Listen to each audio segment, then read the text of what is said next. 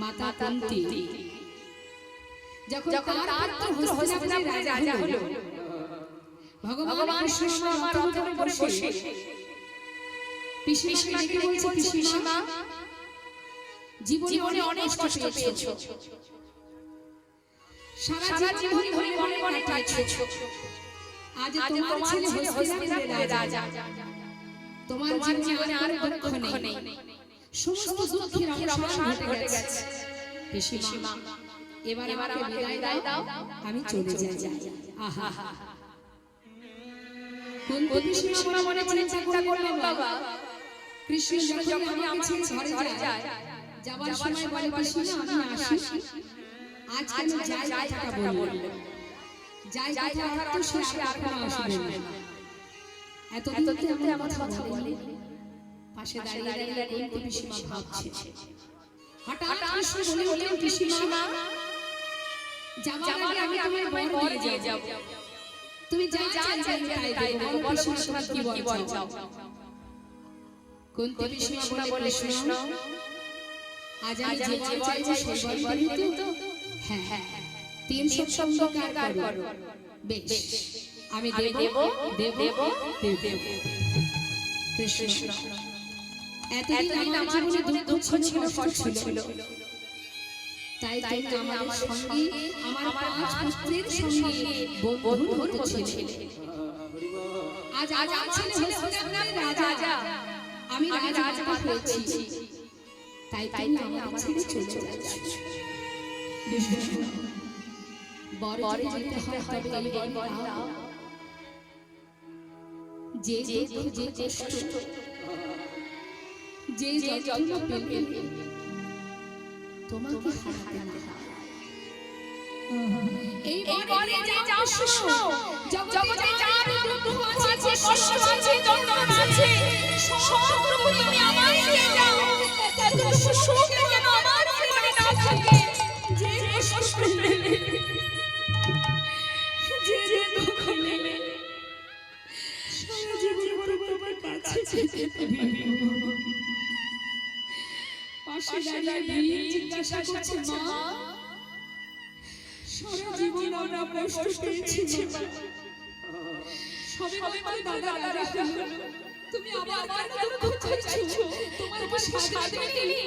মা বলে, হে এতদিন দুঃখ ছিল বলে কৃষ্ণ আমাদের সঙ্গে ছিল, বল বাবা আজ দুঃখের অবসান ঘটেছে, তাই কৃষ্ণ আমাদের ছেড়ে চলে যাচ্ছে। ওই সোনার সিংহাসনে বসে জননীর মতো কৃষ্ণ হারানো ভালো, নাকি কৃষ্ণকে কাছে নিয়ে সারা জীবন মনে মনে কাটানো ভালো?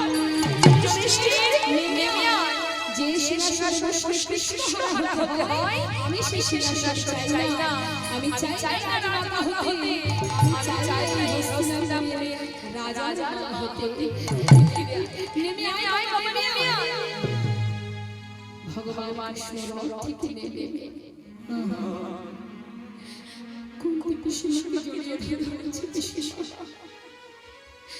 তুমি ভালোবাসো, আমার জন্য তুমি সোনার সিংহাসন ত্যাগ করতে চাও, তোমার ভালোবাসায় আমি বাধা পড়ে গেলাম পিসিমা, যখন আমি স্মরণ করবে আমি তোমার সামনে এসে দেখা দেব। এই হচ্ছে ভক্তের চাওয়া বাবা, ভক্ত এটাই চায়। ভক্ত কখনো নিজের সুখ কামনা করে না, কৃষ্ণ সুখে সুখে কৃষ্ণ দুঃখে দুঃখে। তাই আজ গোবিন্দ ঘোষ গৌরহরিকে বলছে, গৌরহরি আমার জীবনে বাসনা আছে, তবে আমার কি বাসনা জানেন?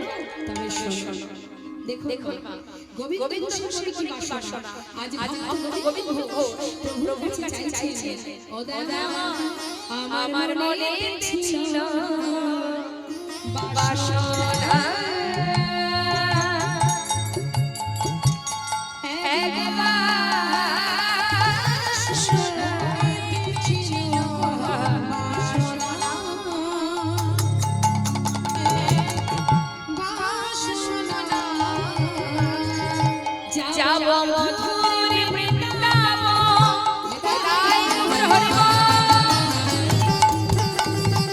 কি বাসনা?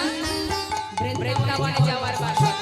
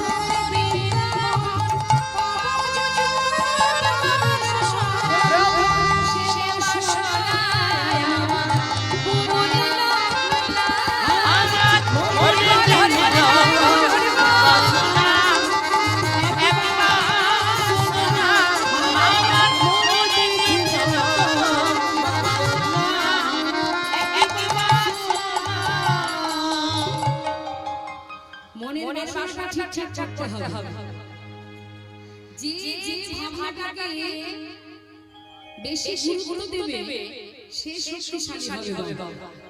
অনেকের বাসনা থাকে সন্ধ্যাবেলা সিরিয়ালটা দেখতে হবে। কীর্তন যেখানে হচ্ছে যাক, আমার সিরিয়াল না দেখলে রাতবেলায় আমার ঘুম হবে না, আমার জন্মটাই বৃথা হয়ে যাবে। এরকম বাসনা অনেকের থাকে। এদিকে সিরিয়াল হয়, এদিকে হয় সিরিয়াল। বাহ, অনেকের বাসনা থাকে যে দেখবেন লক্ষ্য করে মা ঘুম থেকে যখন আমরা উঠি আমাদের মাথার মধ্যে 10 লক্ষ 50 লক্ষ চিন্তা ঢুকে যায়। চোখ মেলে বাবা চিন্তা মাথায় ঢুকে যায় যে আজ সারা দিন আমাদের কি করতে হবে, তাই তো মা? এখন মনে করুন আপনার 50টা চিন্তার মধ্যে আমি 2-3টে চিন্তার কথা বলছি। একটা চিন্তা অমুক জায়গায় মন্দিরে, লক্ষ্মী মায়ের মন্দিরে, সেখানে কীর্তন হবে, সাধুগুরু বৈষ্ণব আসবে, সেখানে যেতে হবে। এই একটা চিন্তা, ভালো চিন্তা। আরেকটা চিন্তা কি? আরেকটা চিন্তা হলো অমুক বাড়িতে আজ আমার বন্ধু সে বলেছে হ্যাঁ ভাই অমুক দিন আমার বাড়িতে যাস, সেখানে আজকে পার্টি হবে, ভালো খাওয়া হবে, মজা হবে। এই একটা চিন্তা, একই দিনে কত চিন্তা। আর একটা চিন্তা কি? সিরিয়ালটা এমন একটা জায়গায় আটকে আছে আজকে, না দেখলে জনমটাই মাটি হয়ে যাচ্ছে। এই একটা চিন্তা, একই সন্ধ্যাবেলায় এত চিন্তা। এখন কোন দিকে যাওয়া যায়? কোন দিকে যাওয়া যায়? যেদিকে যাবে, মানে যে চিন্তাটাকে সময় দেবে, গুরুত্ব দেবে, সে শক্তিশালী হবে। অর্থাৎ বন্ধুর বাড়িতে যদি পার্টি করে, আবার কোন দিন কোথায় পার্টি হবে আলোচনা শুরু হয়ে যায়। আর যদি কেউ কীর্তন শুনতে আসে, তার কি হবে? সাধু সঙ্গ হবে, ভক্তের চরণ ধুলি আমরা মাপতে পারবে, কৃষ্ণ নাম শ্রবণ হবে, কৃষ্ণ প্রেম জাগরিত হবে, গোবিন্দ তার সহায় হবে। আবার মনে হবে যে কোথায় কীর্তন হবে সেখানে যেতে পারবে, আবার যাব। এই এক চিন্তা। আর যে সিরিয়াল দেবে তার লাভ কি করে চাচা বিয়ে করা যাবে সেটা খুঁজে পাওয়া যাবে, কি তাই না? সিরিয়াল দেখলে একটা লাভ হবে যে চাচা বিয়ে কি করে করতে হয়। সিরিয়াল মানে যার শেষ নেই। এখন সিরিয়াল যদি লম্বা হয়, বিয়ে তো চাচা করতেই হবে, না হলে সিরিয়াল লম্বা হবে কি? অর্থাৎ চিন্তাটাকে সঠিক করতে হবে। সৎসঙ্গ কর, সৎসঙ্গ নয়। মাঠে বাজারে যেখানেই যাও না কেন সঙ্গ সঠিক কর, সাধু বৈষ্ণবের সঙ্গ কর। তাই আজ গোবিন্দ বলছেন প্রভু আমার বাসনা আমি বৃন্দাবনে যাব, সেখানে গিয়ে রাধা গোবিন্দের যুগল দর্শন করব। যেই বলা গৌর ভক্তির মধ্যে জড়িয়ে ধরেছে গোবিন্দের ঘোষ।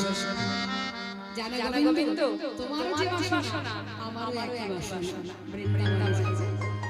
ভক্তগণ নিয়ে আনন্দে যাচ্ছে বাবা। যেতে যেতে হলো গৌর হরিমা বেশ কিছুটা এগিয়ে গেছে, ভক্তরা পিছনে পড়ে গেছে। চিন্তা করছি তাই তো প্রভু যদি আগে যায় আমরা তো পথ চিনি না, তাহলে কি করব? আবার ডাকবো? বলছে না হবে না, তিনি জানেন আমরা পিছনে আছি, যাক আমরা পিছনে যাই, প্রভু আমাদের না কোথাও যাবে না। এই ভাবতে যখন যাচ্ছে না, হঠাৎ হলো দেখুন গৌর একা যাচ্ছে বনের ভিতর দিয়ে, আর ভক্তরা পিছনে। হঠাৎ প্রভুর কণ্ঠটা শুকিয়ে গেছে, পিপাসা পেয়েছে, তৃষ্ণার্ত। তা গৌর যখন পিপাসা পেয়েছে, রাস্তা দিয়ে যাচ্ছে আর মনে বলছে, হে কৃষ্ণ, কোথাও যদি একটু জল পেতাম, তৃষ্ণাটা নিবারণ করতাম। ভাবতে যাচ্ছে, যেতে হলো হঠাৎ দেখলেন এক গোয়ালা কাঁধে করে বাঘ নিয়ে বাঁকের শেষে ঘোলের ভাষা নিয়ে আসছে। বললে গো ভালো ঢোল আছে। গৌর হরি দেখে মনে বলছে, বাবা আমি চেয়েছি জল, আর আমার জন্য কৃষ্ণ পার করে ঘোল পাঠিয়ে দিয়েছে। ও লালা, বলুন ঘোল আছে, এদিকে এসো। কাছে ডেকে নিয়েছে, আমাকে দাও তো। ছোট ভাণ্ড প্রভুর হাতে তুলে দিয়েছে। গৌর বলছে, শোনো, ওই ছোট ভাণ্ড হবে না, সবচেয়ে যে বড় ওই বড় ভাণ্ডটা আমাকে দাও, কারণ আমার অনেক তৃষ্ণা পেয়েছে। গোয়ালা মনে ভাবছে, বাবা ঘুম থেকে উঠে কার মাঝে আজকে দেখেছি আমি। এই ঠাকুর যদি বড় ভাণ্ডগুলো খেয়ে নেয়, তাহলে তো আমাকে বেশি ঘোরাঘুরি করতে হবে না, তাড়াতাড়ি বিক্রি করে ঘরে যেতে পারবো। ওটা দাঁড়া দিচ্ছি। কি করলেন? বড় ভাণ্ডটা সবচেয়ে যেটা বড় সেটা প্রভুকে দিলেন। গৌর সেই এক ঘোল লোটায় খেয়ে নিলেন। খালি ভাণ্ডটা দিয়েছে, ধরো কৃষ্ণ বাবা তোমায় যেন কৃপা করে। গোয়ালা ভাবছে, ঠাকুর দামটা বের করুক, ততক্ষণে আমি ভাণ্ডগুলো গুছিয়ে পিছন ফিরে মনের আনন্দে ভাণ্ড গুছাচ্ছি। যেই ভাণ্ডগুলো গোছানো হয়ে গেছে, হঠাৎ তাকিয়ে দেখছে ঠাকুর চলে যাচ্ছে। চিৎকার গোয়ালা ডাকছে, ও ঠাকুর, ও ঠাকুর। গৌর পিছনে বলছে, ডাকছো নাকি? ডাকছো মানে? বলি ঘোল খেলে নামটা না। গৌর বলছে, দেখো ও গোয়ালা, আমি কি করে তোমায় দাও? আমার কাছে তো কোনো কড়ি নেই। কড়ি নেই? আগে বলনি কেন? তাহলে ঘোল দাও না। অত সময় জানি না, আগে ঘোল দাও দেবে, তারপরে যেতে দেব। গৌর বলছে, দেখো আমি তো সন্ন্যাসী, আমি কোথায় খাবো বলো দেখি। দেখো ঠাকুর, তাহলে যদি আগে বলতে আমি তোমাকে ঘোল দিতাম না। এখন ঘোল খেয়ে বলে দাও নাই।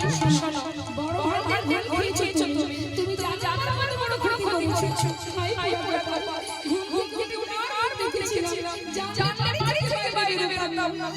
পাপা চাচা কাছে মা। গৌর হচ্ছে দেখে কাণ্ড, অট জন্য কেমন কাছে, ধীরে ধীরে তার পাশে দাঁড়িয়ে ডাক গোয়ালা, কেঁদো না, শান্ত হও, তোমার ঘরের দাম চাই। এই তো আচ্ছা দেখো, আমি তো সন্ন্যাসী, আমার কাছে কোনো করি নেই, তবে পিছনে আমার অনেক ভক্ত আসছে, তাদের কাছে তুমি বলো, তারা ঘরের দাম দিয়ে দিয়েছে। গোয়ালা চিন্তা করে যাক, তাহলে অপেক্ষা করি, পিছনে ভক্তরা আসছে, তাদের কাছ থেকে দামটা নিয়ে নেব। গৌর হরিকে চলে গেলেন মা, আর এদিকে গোয়ালা পথের মাঝখানে বসে আছে, আর ভক্তরা ছুটে যাচ্ছে, প্রভুকে স্মরণ করে নাম গাইতে যাচ্ছে। মন লাগরে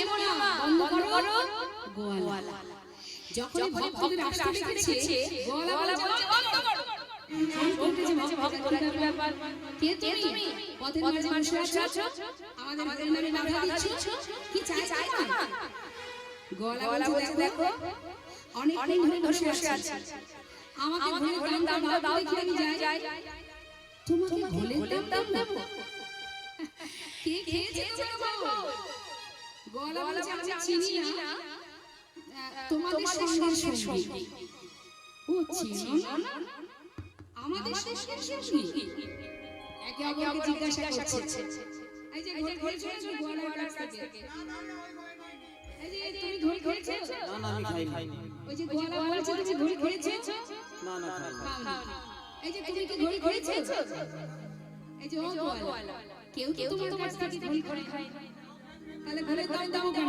আমরা এই ঘোল খেয়েছো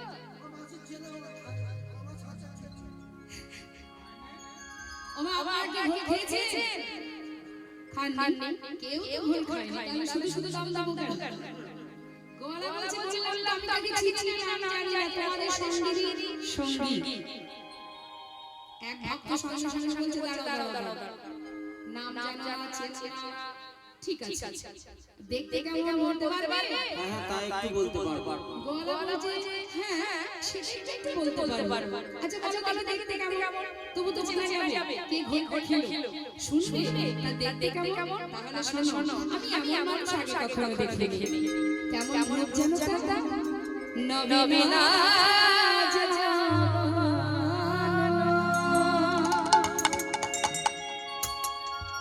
নবীন যৌবন 24 বছর বয়সে প্রভু সন্ন্যাসী হয়েছেন তাহলে নবীন যৌবন আর অঙ্গের মরণটা কেমন জানো গলিত কাঞ্চনা আর পরনে কি আছে কোটিতে দেখে নিলাম নবীন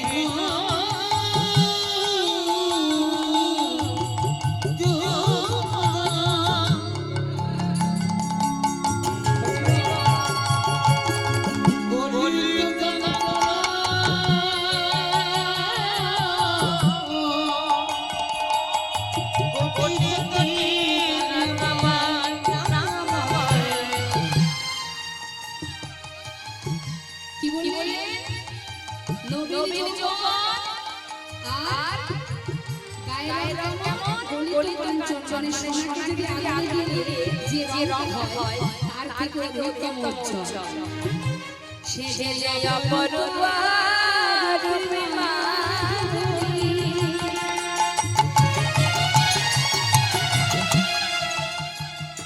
ভুবন ভোলা